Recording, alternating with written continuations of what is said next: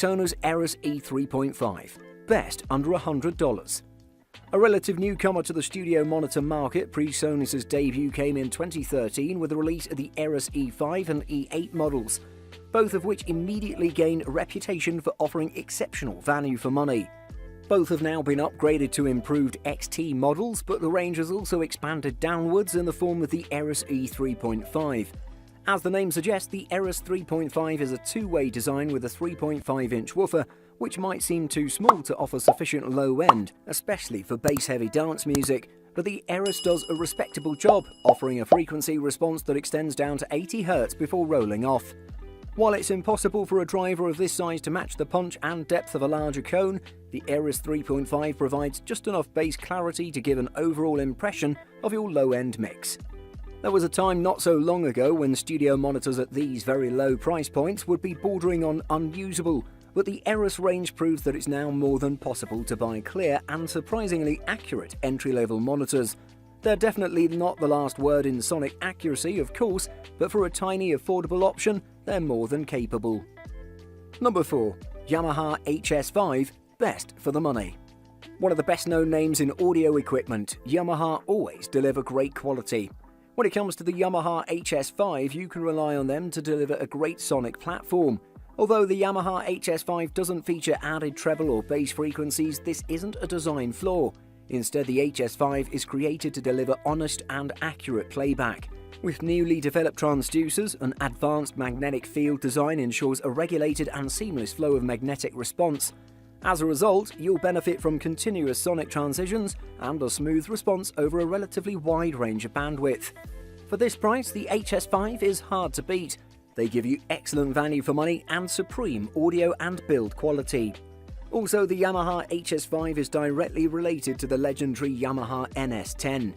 I can guarantee that these speakers are the best you can get at this price range. They're very clear and accurate in the highs and mids. They lack in the low end, but this should not come as a surprise considering their size. That said, if you don't produce bass-intensive music, buy them. If you do need the extra bass, opt for a larger monitor such as the 7-inch one, or combine the HS5 with a subwoofer. The mixing engineers out there will be happy to know that the HS5 has an EQ selection on the back. This allows you to improve your mixes by emulating how small speakers sound. Number 3. JBL 305P, best mid-range option.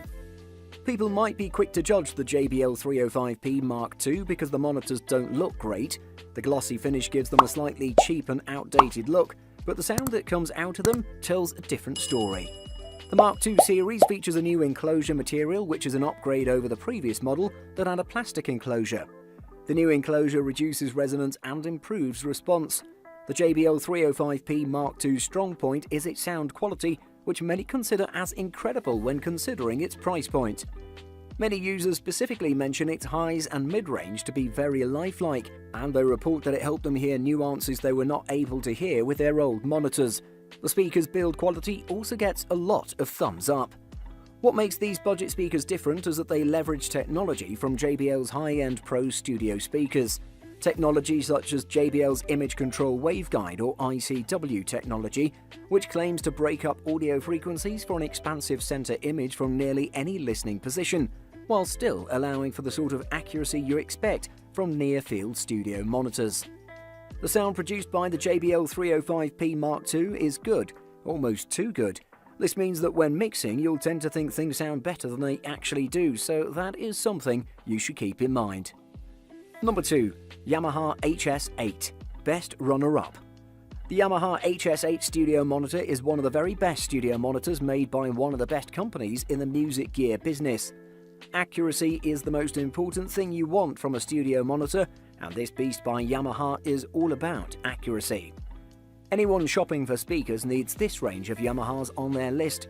They do follow on from the heritage of the legendary NS10s, but with the sort of improvements and updated technology that makes the HS8 genuinely classic. Just look at them. Calm, understated, smooth, professional. The HS8 is the larger of the range and slightly imposing, but for the larger room, these are going to rock, or dance, or jazz, or whatever genre you're playing with. It's pumping out 120 watts of power through a generous 8-inch woofer, the sort of energy you'll feel in your chest. No need for unbalanced inputs, this is for TRS and XLR only. A little bit of tone control on the back helps you tune them into your space. The newly designed bi-amplified drivers and scientifically ported enclosures help deliver amazing accuracy and transparency. They won't make your mixes sound good automatically, they'll point out all the problems that you didn't realise were there and give you a chance to fix them. Definitely a great studio monitor that doesn't cost that much, so I honestly recommend this to everyone that's looking for a studio monitor that can do it all without breaking the bank. Number 1. Adam Audio A7X, best overall. If you're looking for a monitor with excellent frequency response, Adam Audio A7X is what you need. The X-Art tweeter is what stands out about this monitor. You're guaranteed of a frequency response of up to 50 kHz. Also, the X-Art tweeter has high efficiency and high maximum sound pressure levels. Designed with a 7-inch mid-woofer, the lower frequencies are perfectly integrated. The monitor is designed with a much bigger voice coil compared to its predecessors. The mid-woofer and the voice coil combine to give you a crisp sound that's distortion-free. Each driver has its own dedicated amplifier. The X-Art tweeter is powered by a 50-watt amplifier, while the mid-woofer is driven by a 100-watt pulse width modulation amplifier. The power switch and volume control buttons are on the front panel. On the rear panel are several additional controls, including the high frequencies control button. The Adam Audio A7X is made with rare earth magnets and high diaphragm foils. You are therefore assured of reliability and enhanced performance. The state-of-the-art monitor is designed with modern materials that continually elevate the loudspeaker components. The compact design of the monitor makes it easy to use in your studio. The color combination of the monitor is attractive and will catch your eye. If you're looking for a fatigue-free working environment in your studio, this monitor is an excellent choice. With a transmission range of 42 Hz to 50 kHz, you're sure that this monitor won't hurt your ear.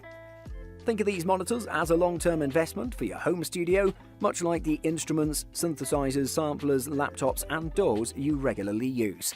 In this sense, the A7X, like any monitors, will become an essential aspect or ingredient of your sound.